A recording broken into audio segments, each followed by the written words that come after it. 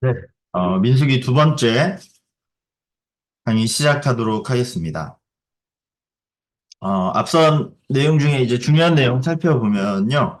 일단 민수기에서 가장 중요한 장소 세 군데 어디라고 말씀드렸죠? 시내산, 가데스바네아, 그리고 모압 평지입니다. 시내산에서는 인구조사, 그리고 가데스바네아에선 정탐꾼, 모압 평지에선 이제 신명기의 시작이죠. 이렇게 지금 시내산에서 머물러 있다가 이제 가데스 바네아로 이제 떠나게 될 텐데, 떠나기 전에 뭘 한 거죠? 1차 인원 계수를 했습니다. 그래서 민수기 1장 우리가 아까 찾아본 1절에서 3절까지 해서 하나님께서 20세 이상으로 싸움에 나갈 만한 자를 계수하라고 하셨죠.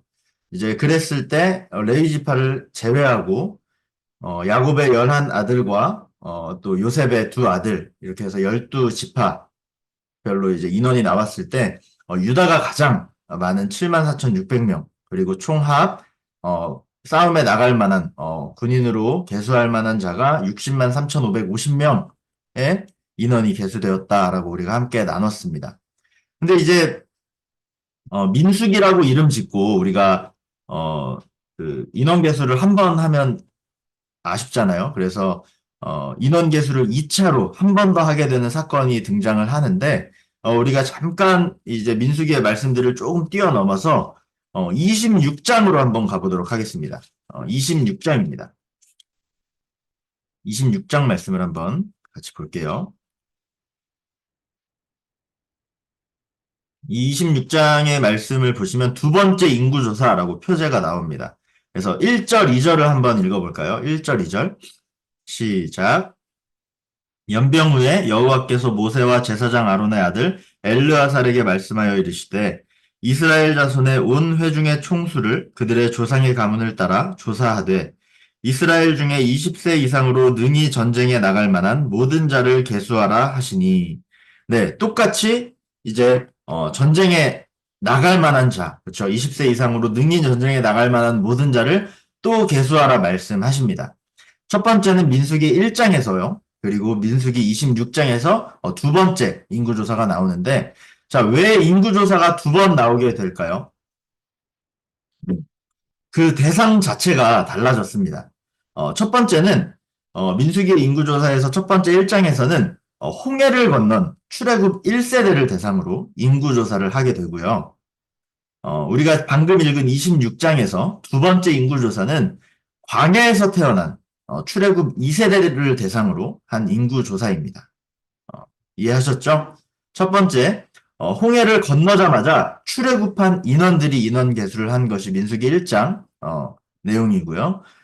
광야에서 이제 떠돌다가 이제 출애굽 2세대, 1세대가 이제 저물어 가고 2세대의 인원 계수를 한 것이 26장의 인원 계수입니다.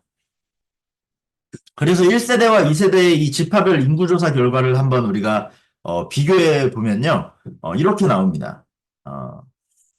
그 총원은 별로 큰 차이가 없습니다. 60만 3,550명에서 60만 1,730명. 네, 그렇게 총원은 차이가 없는데 보시면 여전히 가장 많은 인원은 어디죠? 유다입니다. 가장 강력한 곳이 이제 유다 여전하고요. 근데 시므온 지파는 거의 3분의 1이 되어 버렸습니다. 이렇게 여러 변동도 있고 비슷비슷한 곳도 있지만 전체적인 인원에서는 큰 차이가 없다. 여전히 하나님께서 그 언약의 성취를 저버리지 않으셨다. 계속된 이 출애굽 인원들 저버렸지만 2세대를 통해서 하나님이 새 역사를 이루신다라는 걸 우리가 기억하면 되겠고요. 그렇다면 왜 인원 배수가 두 번인가? 왜 홍해를 건넌 1세대와 광야에서 태어난 2세대에 대한 인원 개수로 이렇게 두 번을 나누었는가 우리가 생각을 해봐야 됩니다. 1장이 첫 번째 인원 개수, 26장이 두 번째 인원 개수인데 두 번의 인원 개수, 1장과 26장 사이에 들어간 14장과 20장의 큰 사건이 두 번 나오는데요. 그게 이 상황을 설명할 키가 됩니다. 인원 개수는 1장과 26장에 있지만 민수기에서 가장 중요한 사건이라고 하나를 꼽는다면 단연 14장의 가데스 바네아 사건입니다. 아까 세 가지 장소, 중요한 장소를 말씀드렸죠. 첫 번째 시내산, 두 번째가 뭐였죠? 가데스 바네아였습니다. 이 14장의 가데스 바네아 사건이 가장 중요한 사건이라 할 수 있어요. 가데스 바네아는 지명입니다. 바란 광야의 가데스 바네아인데, 아까 이 지도를 잠깐 보시면요. 그, 여기서 이제 쭉 내려왔죠. 라암세 숲꽃 홍해를 건너서 쭉 내려와서 시내산까지가 출애굽기와 레위기의 이제 장소라고 말씀을 드렸고, 지금 우리가 나눈 민수기 1장에서 인원계수 여기서 시작해서, 민수기 10장에서 둘째 달 숨은 날에 출발을 했잖아요. 이렇게 출발을 합니다. 그래서 여기서 거쳐서 가데스 바네아로 지금 올라갔죠. 자, 이제 시내산에서 구름이 옮겨가서 파란 광야 가데스 바네아에 이르렀습니다. 하나님께서 인도하셔서 여기까지 왔고요. 이제 진을 쳤습니다. 여기에 다시 장막을 쳤습니다. 시내산에서 인원 개수했고 거기서 장정만 60만 명, 전체 인구 200만 명으로 추정되는 이스라엘 백성들이 이 가데스 바네아로 이동을 해서 이제 가나안 땅을 눈앞에 두고 있습니다. 여기 지도를 보시면 가나만 써 있는데 저 큰 지도를 보시면 가나안입니다. 여기가 이제 가나안 땅이잖아요. 가데스 바네아에서 바로 앞 가나안 땅을 눈에 두고 있는 그 상황인 거죠. 이 가나안 땅은 하나님께서 아브라함에게 약속하셨던 그 땅이잖아요. 그렇죠? 너는 본토 지쳐 아비의 집을 떠나 내가 명령하는 곳으로 가라 했을 때 맨 땅에 헤딩하던 심정으로 갔던 그곳 바로 가나안 땅입니다. 자, 이제 출애굽을 해서 홍해 건너고 산전수전 다 겪고 시내산에서 율법 받고 언약 맺고 여기까지 왔습니다. 정말 힘든 시간들 반면에 또 하나님께서 함께 하신 은혜의 시간들이었죠. 그 시간이 이제 지나고 이제 가데스 바네아인데요. 그렇기 때문에 이제 제가 가장 중요하다고 말씀을 드렸고 또 정말 중요한 이유가 따로 하나 더 있습니다. 출애굽하고 이제 가데스 바네아까지 이르기까지 1년 6개월이라는 시간이 지났는데요. 그 시간이 지난 시점에서 이 계속해서 얘기하는 지겹게 얘기하는 약속의 땅이 눈앞에 보이는 이 가데스 바네아에서 모세가 어떤 행동을 하죠? 우리가 잘 아는 각 지파에서 총망받는 젊은 지도자 12명을 정탐꾼으로 뽑아서 40일 동안 가나안 땅을 두루 정탐하고 오라고 합니다. 그래서 이 파란 줄 보이시죠? 파란 선. 이게 이제 이렇게 쭉 직선적으로 쭉 갔다가 돌아오는 정탐꾼의 여정입니다. 이렇게 정탐을 하고 온 거예요. 이들 중에 유명한 누가 있죠? 여호수아와 갈렙이 있잖아요. 그렇죠? 그런데 이 12명의 정탐꾼들이 정탐을 마치고 이 돌아온 상황에서 12명 중에 10명과 2명의 이야기가 너무 다른 거죠. 그죠? 10명의 정탐꾼들은 뭐라고 말합니까? 가나안 땅에는 거인 족속들이 살고 있고 그 성은 너무나도 견고해서 우리는 마치 메뚜기와 같다라고 악평을 합니다. 그러면서 차라리 애굽의 노예 생활로 돌아가는 게 낫겠다고 합니다. 정말 말도 안 되는 상황이죠. 근데 그 상황 가운데서 2명 갈렙과 여호수아는 뭐라고 하죠? 그들은 우리의 먹이다. 예전 성경을 보면 개역 한글을 보면 그들은 우리의 밥이다라고 말합니다. 그렇게 말하면서 하나님이 우리와 함께 하시기 때문에 전혀 두려워할 필요가 없다. 그들이 크고 강해 보이나 그들의 성벽은 높아 보이나 우리가 갈 수 없을 것 같지만 하나님께서 우리와 함께 하시는 이 역사들을 돌아보면 전혀 두려워할 필요가 없다. 그 대군 애굽 바로 그 정말 철통 같은 보안 속에서도 우리가 기적을 경험해서 여기까지 오지 않았냐. 시내산에서 우리가 하나님과 남편 되신 하나님과 결혼하며 혼인 서약을 하면서 기적을 체험하면서 여기까지 오지 않았냐. 그렇기 때문에 우리는 이길 수 있다. 저 땅 우리가 하나님께서 약속하신 땅이다. 우리가 받을 땅이다. 기대하며 전진하자라고 얘기하는데 이스라엘 백성들이 누구의 말을 더 듣고 신뢰합니까?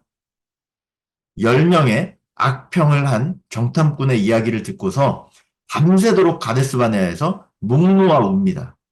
그리고서는 이제 모세도 필요 없고 아론도 필요 없고 새 지도자를 세워서 그냥 다시 애굽으로 돌아가자라고 말합니다. 이 지도를 보시면 이 정말 힘겨웠던 여정 여기까지 왔는데 다시 새 지도자 뽑아가지고 다시 돌아가겠다는 거예요. 이 여정 다시 돌아가서 어디로 가겠다는 겁니까 지금? 다시 노예 생활하던 그 애굽으로 돌아가겠다는 겁니다. 그 말씀이 이 민수기 14장 1절부터 3절까지의 말씀입니다. 우리가 민수기 14장 한번 찾아볼게요. 민수기 14장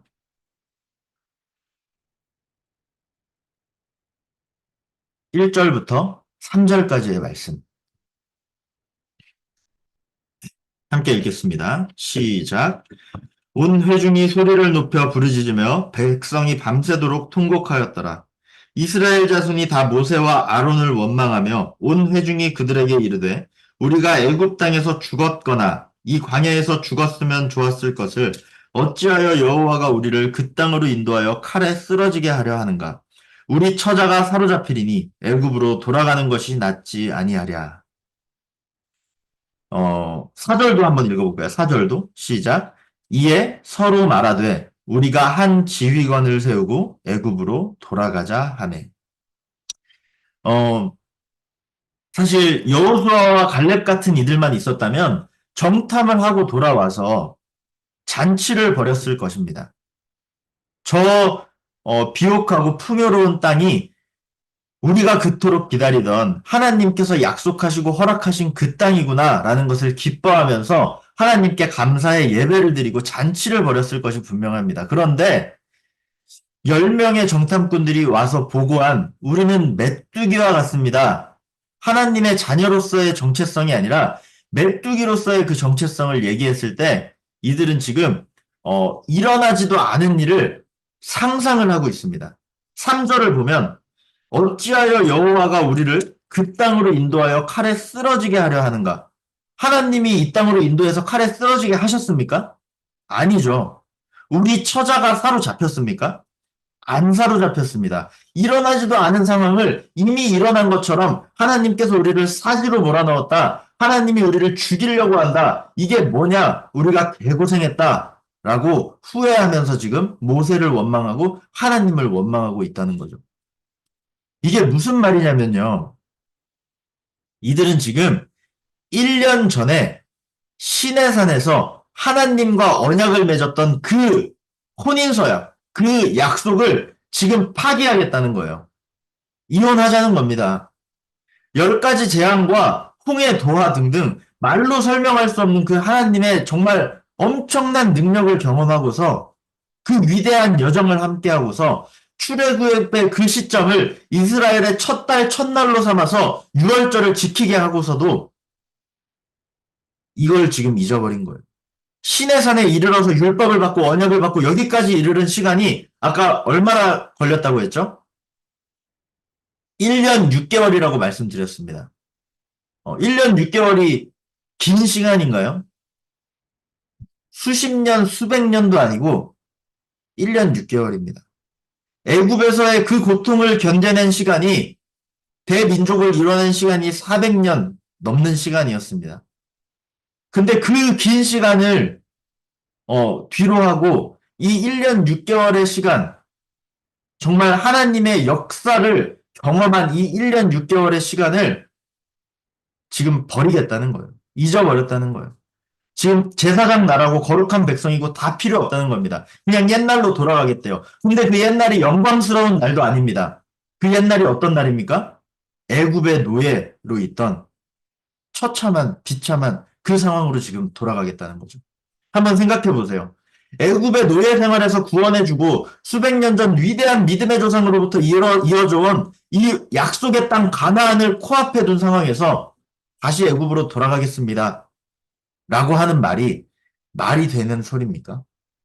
이들에 대한 이 하나님의 정말 엄청난 실망과 어마어마한 분노와 그 심판이 이제부터 시작되는 거죠. 하나님은 지금 질투하시는 하나님, 분노하시는 하나님이신 겁니다. 그래서 이스라엘이 말한 언약, 그래, 하기하자라고 말씀하시는 거죠. 이어서 우리 14장 말씀을 계속해서 읽어볼 텐데요. 14장 11절, 12절 말씀 한번 보겠습니다. 14장 11절, 12절입니다. 시작. 여호와께서 모세에게 이르시되 이 백성이 어느 때까지 나를 멸시하겠느냐? 내가 그들 중에 많은 이적을 행하였으나 어느 때까지 나를 믿지 않겠느냐? 내가 전염병으로 그들을 쳐서 멸하고 내게 그들보다 크고 강한 나라를 이루게 하리라. 네. 내가 얼마나 해야 니네가 나를 믿을 거냐? 내가 얼마나 해야 너희가 나를 온전히 순종하고 따를 거냐? 안 되겠다. 내가 12절에 보면 전염병으로 이것들을 다 멸하고 지금 내게 그들보다 크고 강한 나라를 이루게 하리라 라는 것은 모세에게 말씀하시는 거죠. 아브라함 그 언약의 성취 없던 일로 하고 이 대민족의 언약의 성취 없던 일로 하고 모세 너로부터 다시 시작할래? 라고 하나님께서 말씀하시는 겁니다. 다 싸그리 없고 다 멸하고 시작하겠다라고 말씀하시죠. 그런 상황에서 모세가 이들의 죄를 대신해서 계속해서 중보하고 회개하면서 하나님께 애원합니다. 우리 14장 14절 16절도 이어서 읽어볼까요? 깁니다. 14장 14절 15절 16절입니다. 시작. 이 땅 거주민에게 전하리이다. 주 여호와께서 이 백성 중에 계심을 그들도 들었으니 곧 주 여호와께서 대면하여 보이시며 주의 구름이 그들 위에 섰으며 주께서 낮에는 구름 기둥 가운데에서 밤에는 불 기둥 가운데에서 그들 앞에 행하시는 것이니이다. 이제 주께서 이 백성을 하나같이 죽이시면 주의 명성을 들은 여러 나라가 말하여 이르기를 여호와가 이 백성에게 주기로 맹세한 땅에서 땅에 인도할 능력이 없었으므로 광야에서 죽였다 하리이다. 그러니까 지금 모세가 말하는 것은 회유책입니다. 일종의 회유책이에요. 그러니까 하나님의 영광을 위해서라도 지금 여기서 다 엎으시면 안 됩니다, 하나님. 하나님께서 이 백성에게 주기로 맹세한 땅에 인도할 능력이 없어서 지금 다 멸망했다라고 주변 나라들이 비웃을 겁니다. 안 됩니다.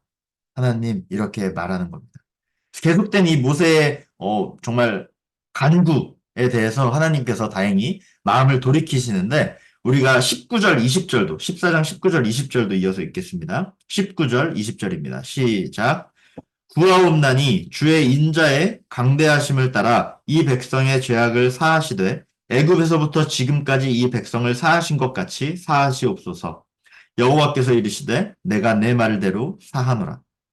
그렇죠. 모세가 말합니다.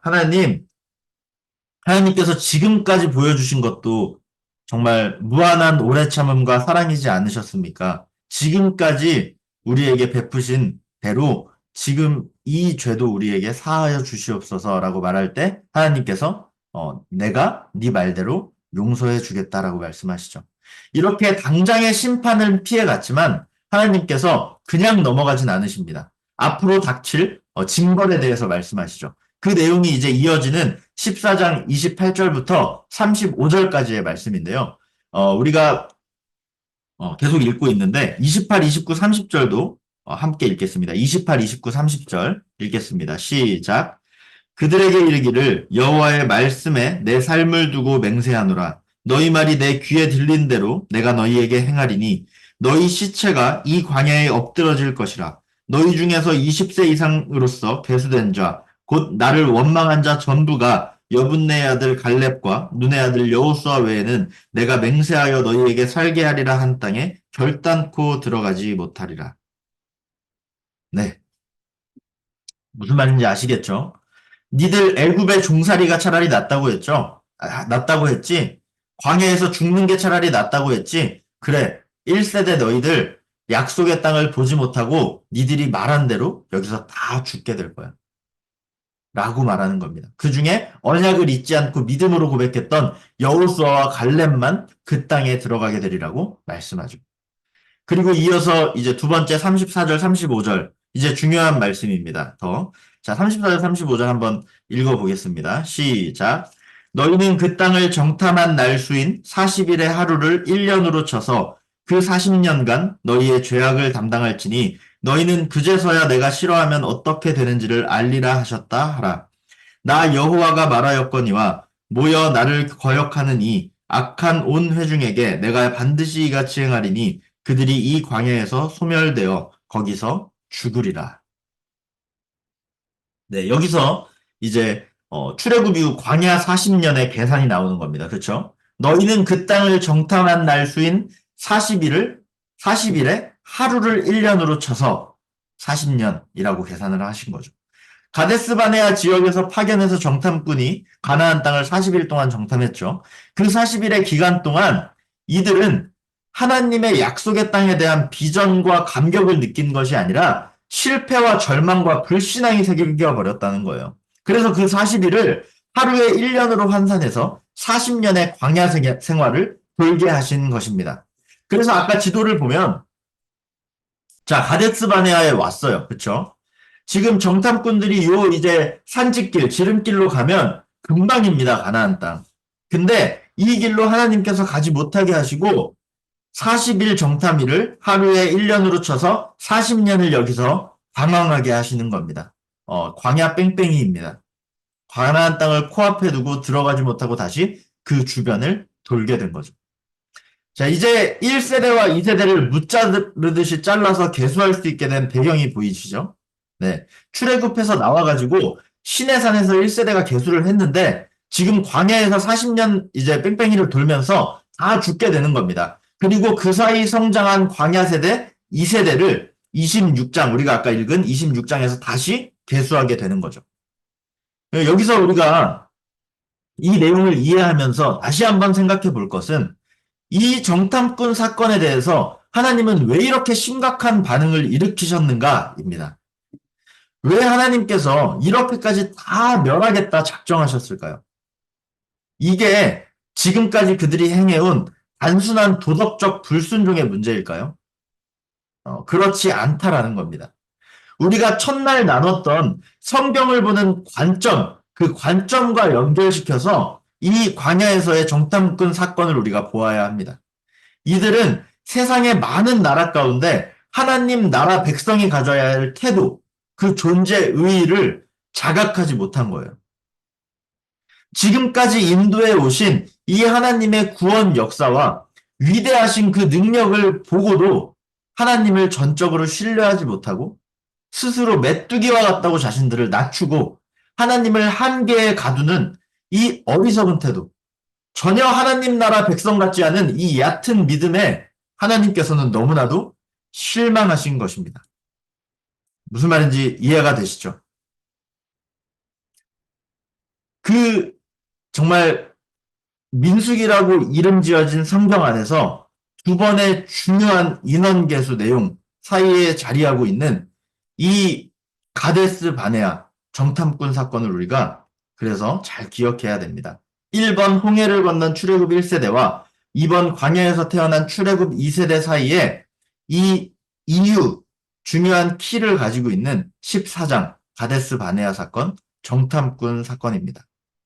그래서 이 약속의 땅은 아무나 들어가는 곳이 아님을 우리가 기억해야 됩니다. 누가 들어갑니까? 그 12명 중에요. 그 1세대 중에요. 여호수아와 갈렙이 들어가죠. 여호수아와 갈렙처럼 사명을 자각하고 하나님의 비전을 품은 사람만 들어가는 거예요.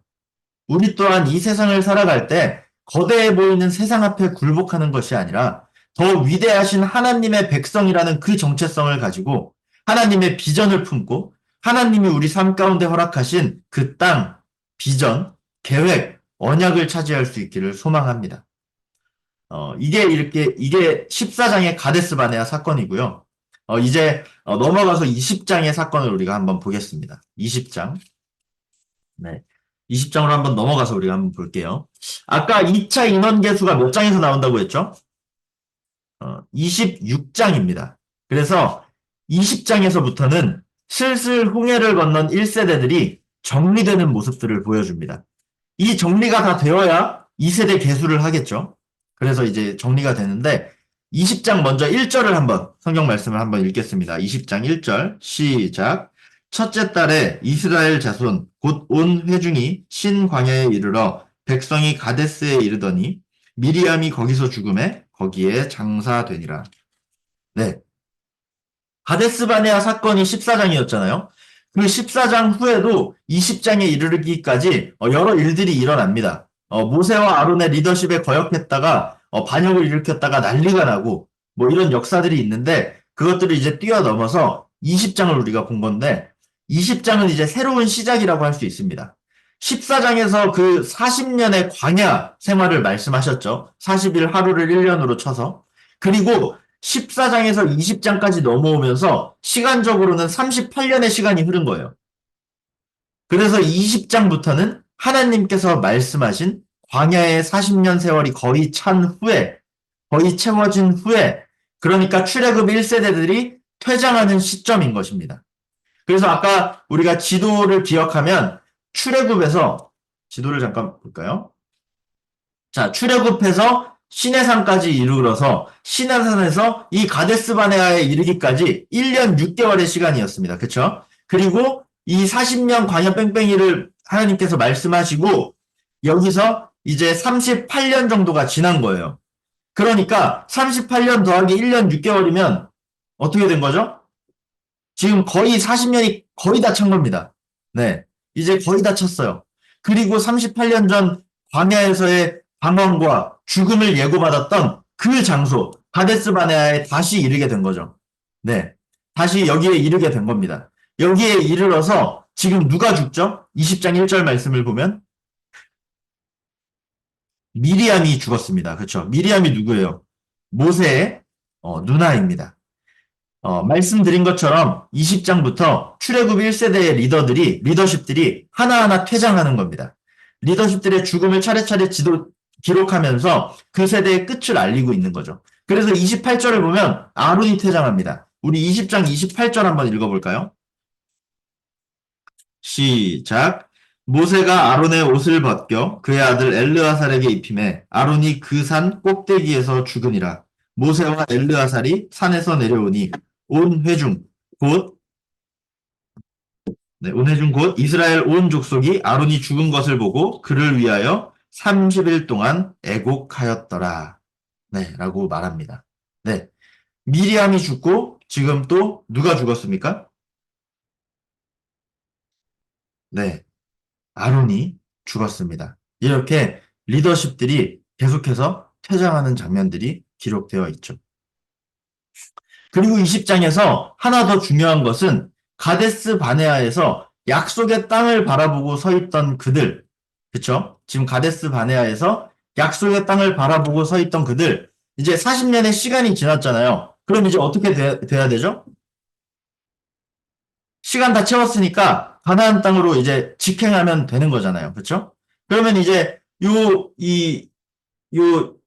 그 정탐꾼들이 지나갔던 요 길, 요 여정길, 지름길, 산지길로 가면 되는 겁니다. 근데 그 앞으로 곧장 직진하지 못한 사실이 20장에 또 기록되어 있습니다. 네. 아까 말씀드린 것처럼 이 위에 파란 선이 정탐꾼들이 가나안 땅을 정탐했던 길이죠. 여기는 가장 빠른 지름길, 산지길이라고 하는데요. 지금 이스라엘에게는 이 산지길도 막히고요. 이 산지길이 없으면 어디로 가면 되냐면 여기로 이렇게 해서 여기가 에돔입니다. 에돔 모압을 지나서 요 왕의 대로라고 합니다. 왕의 큰 길. 왕의 큰 길로 지나가면 되는데 그나마 요 길도 막혀버립니다. 그러니까 지금 가데스 바네아에서 그냥 여기로 바로 갔으면 되는데 그 가장 좋은 길들이 다 막혀버렸다는 거죠. 그래서 우리가 20장 17절부터 20절까지를 한번 읽어보면 좋을 것 같아요. 20장 17절부터 20절까지를 우리가 한번 읽어보겠습니다.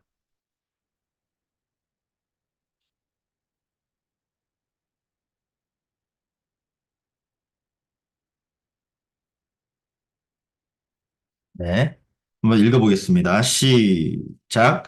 청하건대 우리에게 당신의 땅을 지나가게 하소서.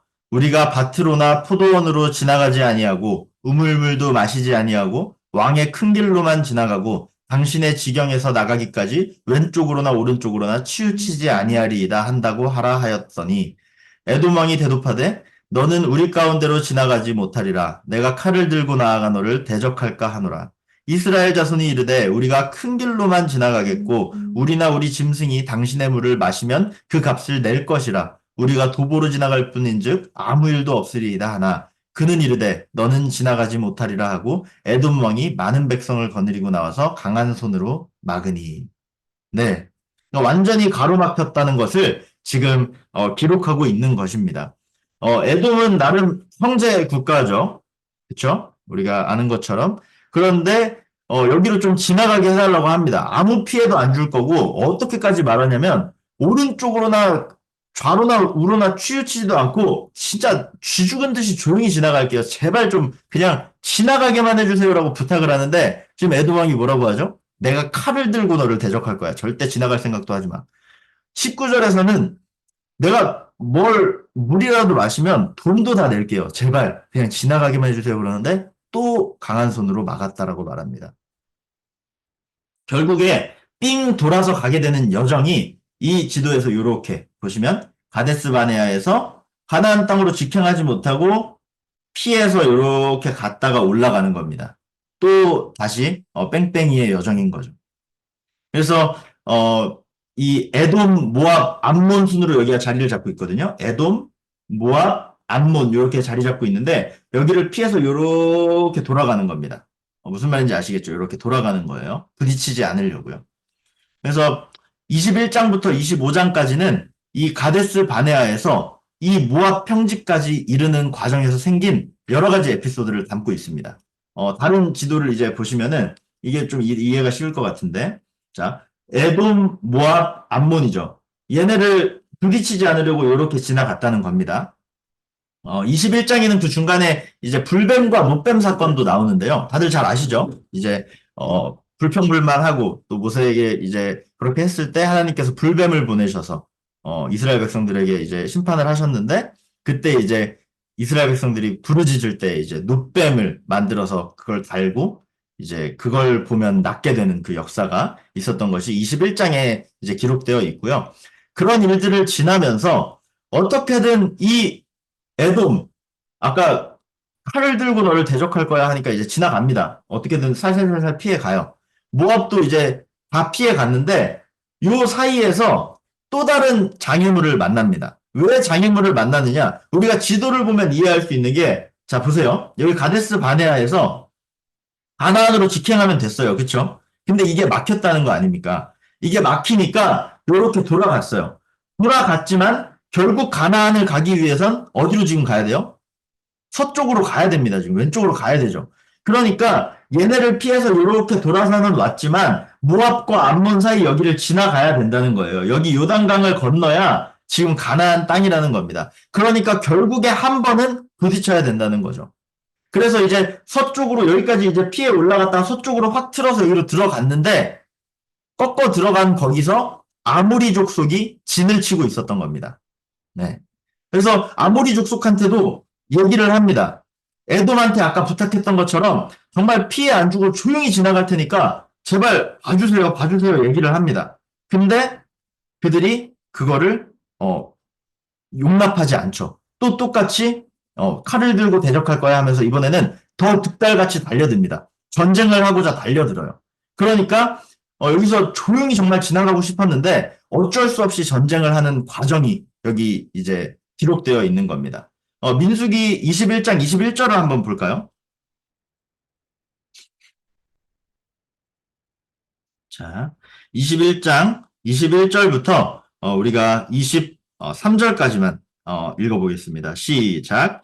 이스라엘이 아모리 왕 시온에게 사신을 보내어 이르되 우리에게 당신의 땅을 지나가게 하소서. 우리가 밭에든지 포도원에든지 들어가지 아니하며 우물물도 마시지 아니하고 당신의 지경으로 해서 다 나가기까지 왕의 큰 길로만 지나가리이다 하나 시온이 이스라엘이 자기 영토로 지나감을 용납하지 아니하고 그의 백성을 다 모아 이스라엘을 치러 광야로 나와서 아하스에 이르러 이스라엘을 침으로.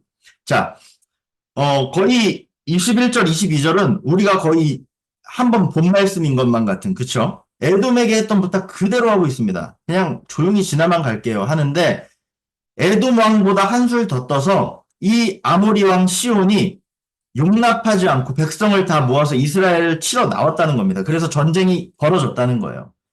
이렇게 전쟁이 벌어졌는데 어쩔 수 없이 전쟁을 하고 이 아모리 왕 시온과 위에 바산 왕 옥을 정복하게 됩니다.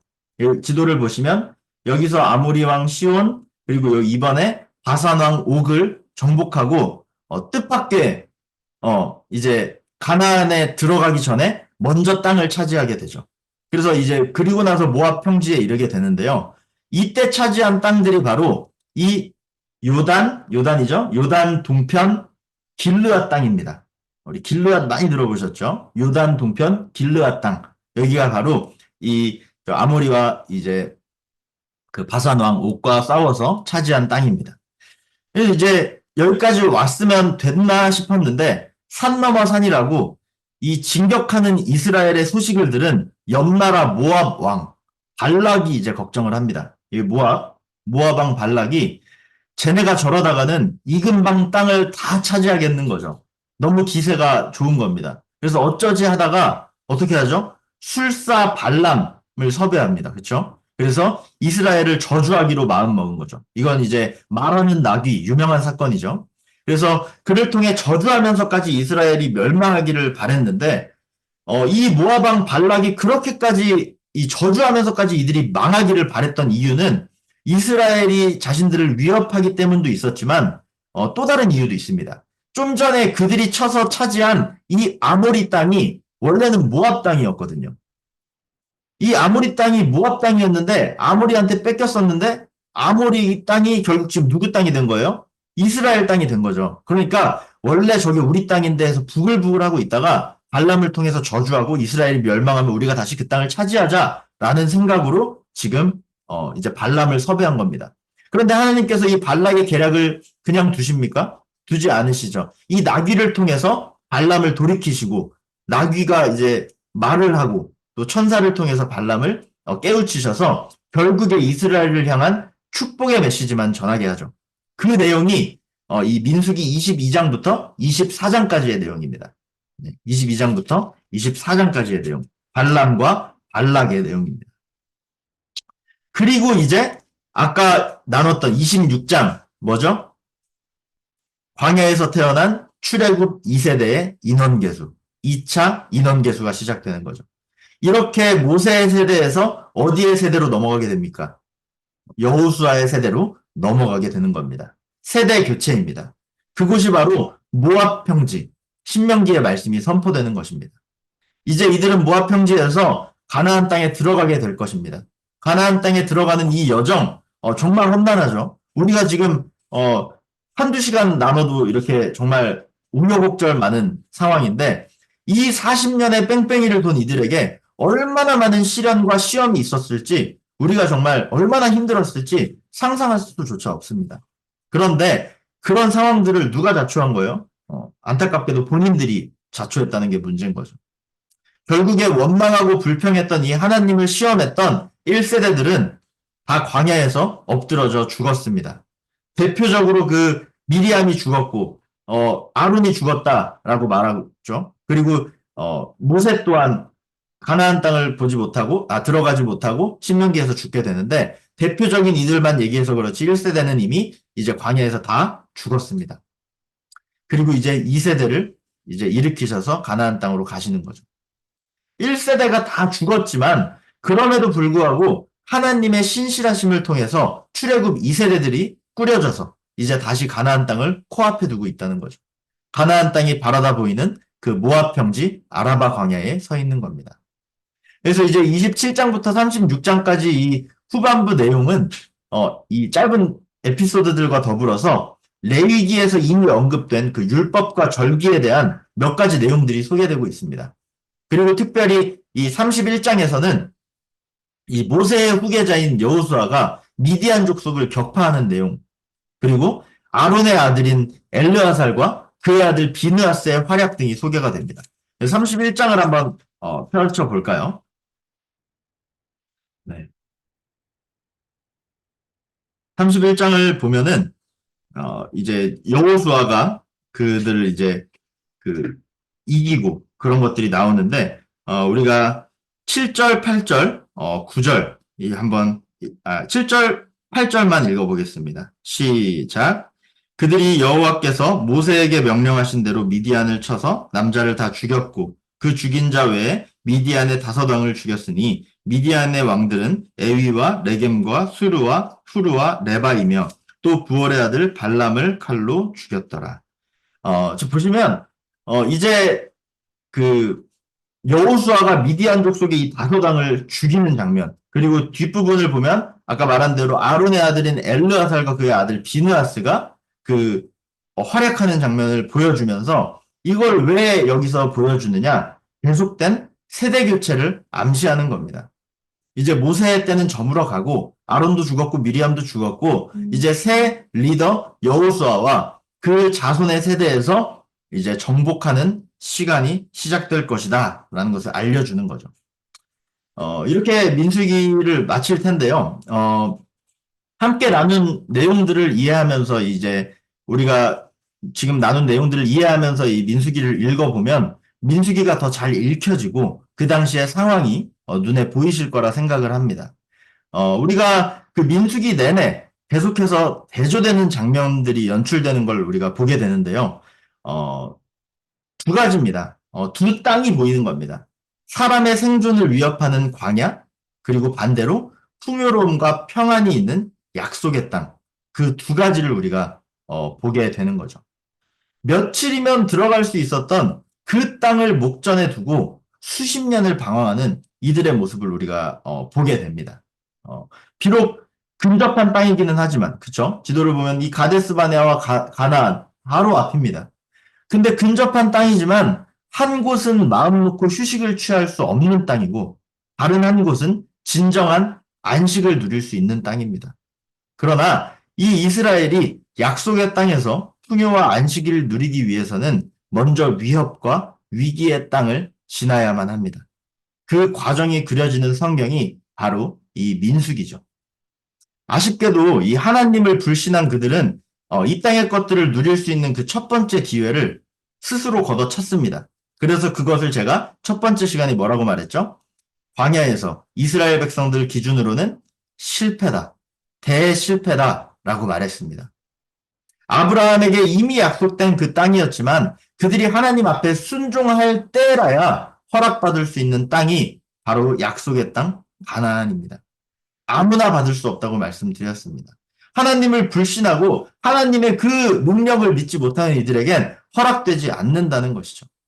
다행히 1세대가 지나고 여호수아와 갈렙을 필두로 한 2세대는 다시 한번 그 약속의 땅을 바로 앞에 두고 있습니다. 이제 그 앞에서 이제 모세의 마지막 고별 설교, 백성들을 향한 애끓는 마음을 전하는 신명기가 시작되죠. 우리가 이 민수기의 말씀을 볼 때에 우리가 하나님 앞에서 어떻게 행하느냐에 따라 우리의 삶은 어려운 중일지라도 평안한 약속의 땅이 될 수 있는 반면 넘치는 중에도 공허한 광야가 될 수 있음을 기억해야 합니다. 네, 우리의 삶이 그렇다는 것이죠. 때론 힘들고 어렵고 정말 절망하고 쓰러질 일들이 우리 앞에 있을 수도 있지만 그런 일들 가운데 처해질지라도 우리가 하나님을 믿고 하나님을 의지하면 그 상황도 평안한 약속의 땅이 될 수 있다는 것입니다. 그러나 반대로 우리가 넘치고 세상의 것들을 가지고 풍요롭다 생각할 수 있는 중에도 하나님을 의지하지 않을 때에는 이 40년의 뺑뺑이를 돌았던 공허한 광야가 우리 삶 가운데 펼쳐지게 될 수 있음을 기억하시기 바랍니다. 그래서 마지막으로 이 지도를 보면서 쭉 출애굽기부터 민수기의 여정을 살펴보면 이렇게 V자를 그리는 거죠. 그렇죠? 라암셋부터 시내산까지 이 3개월의 시간 시내산에 갔고요. 그래서 시내산에서 11개월을 머물면서 이 시내산의 언약을 맺고 그렇죠? 10계명을 받는 그 내용이 이제 레위기까지의 말씀이었고요. 여기서 다시 인원 계수를 하고 올라가는 여정이 이제 민수기의 여정이었죠. 그래서 가데스 바네아까지 가서 하나님께서 약속하신 그 땅 바라보고 이제 국민과 주권을 얻었고 이제 영토만 얻으면 되는 그 상황 가운데에서 정탐꾼들의 그 악평과 백성들의 불신으로 인해서 다시 40년을 유리하게 되는 방황하게 되는 그 사건 그리고 40년이 지난 후에도 이곳에서 직행하지 못하고 결국 이렇게 돌아서 요 지금 모압 평지 앞에 있는 그들 그리고 1세대는 다 저물었고 2세대가 일어선 이 상황까지 우리가 보았습니다. 이렇게 이제 우리가 민수기를 마치고요. 점심 식사 하시고 우리가 신명기를 통해서 우리 신명기 말씀 함께 모압 평지의 고별 설교 함께 나누도록 하겠습니다. 제가 기도하고 마치겠습니다. 사랑의 하나님 감사합니다. 오늘 귀한 날, 이 오전 시간 동안 민수기의 말씀을 통하여서 하나님의 말씀을 깊이 깨닫고 또 알아가게 하시니 주님 감사합니다. 이 성경 통독을 하는 여정 가운데 주님 모세오경 또 이 역사서의 뼈대를 잡아가고 하나님의 말씀을 가까이 함으로 성경을 더욱 깊이 깨달아 아는 우리가 될 수 있도록 주님 인도하여 주시옵소서. 광야의 40년을 바라볼 때에 주님 하나님의 사랑과 또 백성들의 실패가 대비되는 점을 우리가 봅니다.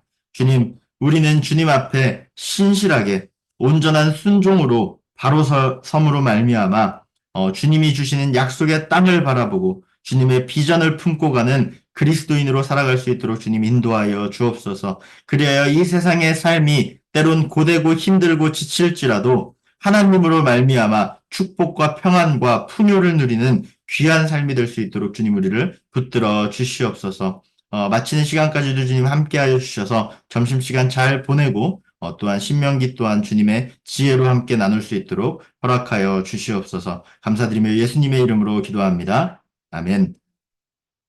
수고하셨습니다. 우리 맛있는 점심 식사하시고 1시에 다시 뵙도록 하겠습니다.